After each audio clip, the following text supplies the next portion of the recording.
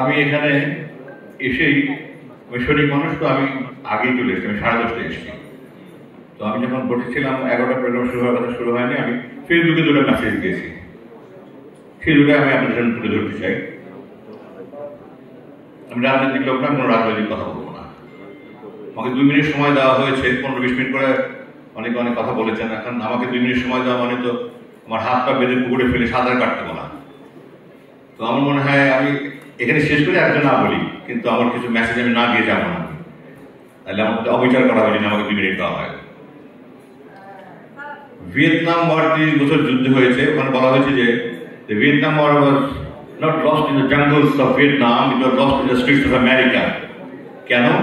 Media campaign করেছিল, এবং media ক্যাম্পেইনের ফলে ওখানে মানুষ রাস্তায় নেমে এসেছিল, এবং সেই কারণে আমেরিকান গভর্নমেন্ট ওই ওয়ার 30 বছর পরে তারা ওখান থেকে পালিয়ে আসতে হয়েছে। Media control the mind of the people. মানুষ কিভাবে চিন্তা করে মিডিয়া কন্ট্রোল করে। টেলিভিশন তারা বলে টেল লাই ভিশন। লাই শব্দটা ভেরি ইম্পর্টেন্ট। আমার শ্রদ্ধেয় ডক্টর কর্নেল ওলিসা বলে গেছে। আমি শুনি কোনো সময় কর্নেলটা আগে চলে আসছিল, সরি স্যার।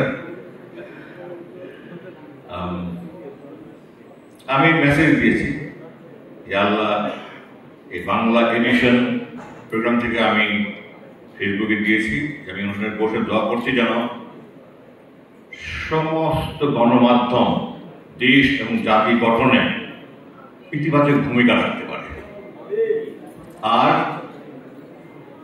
যারা বিদেশিদের গোলাম দালাল দোসর মিডিয়া চালাচ্ছে তাদের হাত থেকে আমাদেরকে রক্ষা করে।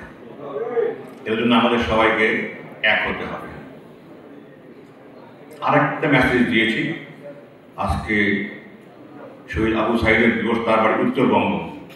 যমুনা ব্রিজ নিয়ে অনেক নাম আদান প্রদান হয়েছে। আমি আজকে আপনাদের মাধ্যমে এই ফোরামের মধ্যে আমি দাবি করছি সরকারের কাছে, আমি আকুল আবেদন জানাচ্ছি, এবং আমি নিশ্চিত আপনারা একমত হবেন, ওই ব্রিজের নাম শহীদ আবু সাইদ সেতু নাম হোক। ওইটা যদি রাখা হয় তাহলে তার মূল্যায়ন হবে।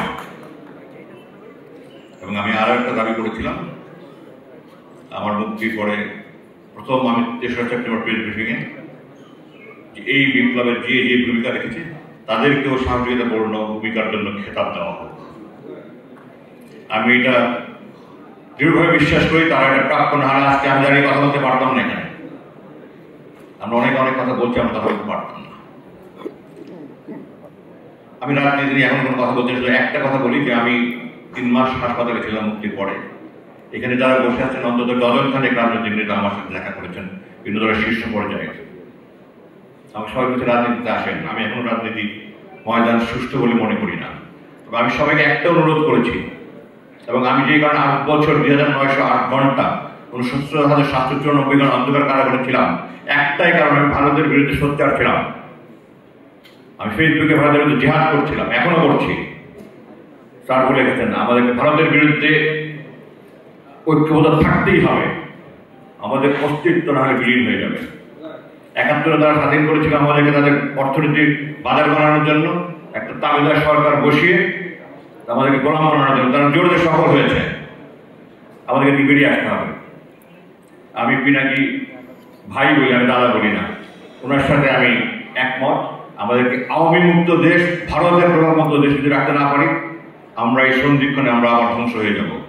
এই জন্য আমি যারা রাজনৈতিক নেতা আমার সাথে দেখা করেছেন, আমাকে বলেছিল রাজনীতিতে আসার কথা, অনেক সিনিয়র ব্যক্তি যাদের সাথে দাঁড়িয়ে কথা বলার যোগ্যতা আমার নেই। আমি সেটা বলেছি স্যার